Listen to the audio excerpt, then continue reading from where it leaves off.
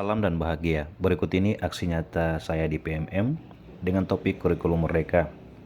Dengan saya sendiri, Yohanes Fajri Sair, SMA Negeri 4 Tual. Mengapa kurikulum perlu untuk berubah? Kurikulum sebagai suatu elemen penting dalam menentukan apa dan bagaimana siswa belajar, maka kurikulum perlu untuk menyesuaikan diri dengan perkembangan zaman, tuntutan masyarakat dan kemajuan ilmu pengetahuan serta teknologi. Berikut ini beberapa alasan mengapa perubahan kurikulum diperlukan. Perubahan lingkungan sosial budaya, masyarakat dan budaya selalu berubah seiring dengan waktu. Kurikulum harus relevan dengan kebutuhan dan tantangan masyarakat yang terus berubah. Teknologi mempengaruhi cara kita bekerja, berkomunikasi, dan hidup. Kurikulum harus mengintegrasikan teknologi untuk mempersiapkan siswa menghadapi dunia yang semakin digital. Selain itu, ilmu pengetahuan terus berkembang. Kurikulum perlu diperbarui untuk mencerminkan temuan dan pemahaman baru.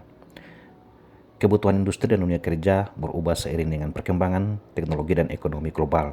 Kurikulum harus mempersiapkan siswa untuk pasar kerja yang dinamis. Setiap siswa memiliki kebutuhan dan minat yang berbeda. Kurikulum yang fleksibel memungkinkan siswa untuk memilih mata pelajaran dan jalur pendidikan yang sesuai dengan minat dan tujuan karir mereka. Kurikulum harus dirancang untuk mempersiapkan siswa menghadapi tantangan masa depan, termasuk masalah global seperti perubahan iklim, ketidaksetaraan, dan revolusi teknologi. Pendidikan harus memberikan pengetahuan dan keterampilan yang diperlukan untuk mengatasi tantangan ini. Banyak negara memiliki standar pendidikan nasional yang harus dipenuhi oleh sekolah dan siswa. Perubahan kurikulum mungkin diperlukan untuk memastikan bahwa standar ini terpenuhi. Apa itu kurikulum merdeka? Kurikulum merdeka adalah kurikulum yang memberikan keleluasaan kepada pendidik untuk menciptakan pembelajaran berkualitas yang sesuai dengan kebutuhan dan lingkungan belajar peserta didik. Kurikulum ini berfokus pada materi esensial dan pengembangan kompetensi dan karakter peserta didik. Khas kurikulum merdeka. Fleksibilitas. Memberikan kesempatan kepada siswa untuk memilih mata pelajaran atau topik yang sesuai dengan minat dan bakat mereka. Pembelajaran berbasis proyek. Mendorong siswa untuk terlibat dalam proyek nyata yang relevan dengan kehidupan sehari-hari mereka. Pendekatan holistik. Mengintegrasikan aspek kognitif, emosional, dan sosial dalam proses belajar mengajar. Intradisipliner, kurikulum yang tidak terbatas pada disiplin ilmu tertentu, namun mengintegrasikan berbagai disiplin untuk pemahaman yang lebih holistik. Penekanan pada keterampilan abad ke-21. Selain pengetahuan akademis, kurikulum menekankan pada pengembangan keterampilan seperti berpikir kritis, berkolaborasi, berkomunikasi, dan kreativitas.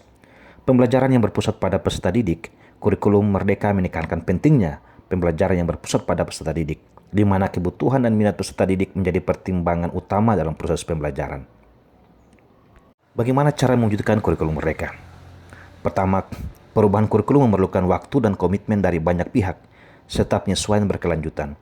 Keterlibatan stakeholder dan pendekatan yang terencana adalah kunci keberhasilan dalam mewujudkan perubahan kurikulum.